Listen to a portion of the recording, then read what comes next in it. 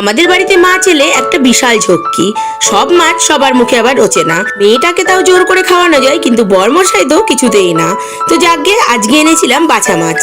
তো ভাবছি আজকে বানিয়ে ফেলি বেগুন দিয়ে বাছা মাছের তেল ঝাল। তো মাছগুলোকে ভালো করে ধুয়ে নিয়ে নুন হলুদ মাখিয়ে ভালো করে ভেজে তুলে নিয়েছিলাম। তবে এই মাছের মুড়োটা নেই বলে ভেবো না যে এই মাছের মুড়ো খায় না, মুড়ো কিন্তু অবশ্যই খায়।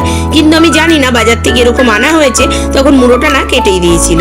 তো তারপরে আমি একটু বেগুনগুলো গিয়ে নুন হলুদ দিয়ে ভেজে তুলে নিয়েছিলাম। এরপরে ওই কড়াইয়ের তেলের মধ্যে আরেকটু তেল দিয়ে দিয়েছিলাম কালো জিরে ফোড়ন। কালো জিরে ফোড়ন দেওয়ার পরে আমি দিয়ে দিয়েছিলাম একটু টমেটোটা একটু নাড়াচাড়া করে নিয়ে একটু মশলা আমি জলের মধ্যে ভিজিয়ে রেখেছিলাম সেটাই দিয়ে দিয়েছিলাম, যার মধ্যে ছিল লঙ্কা গুঁড়ো, হলুদ গুঁড়ো, নুন আর একটুখানি মিষ্টি। তারপরে ভালো করে একটু কষিয়ে নিয়ে দিয়ে দিয়েছিলাম বেগুনগুলো দিয়ে একটু নাড়াচাড়া করে পরিমাণ মতো জল দিয়ে দিয়েছিলাম।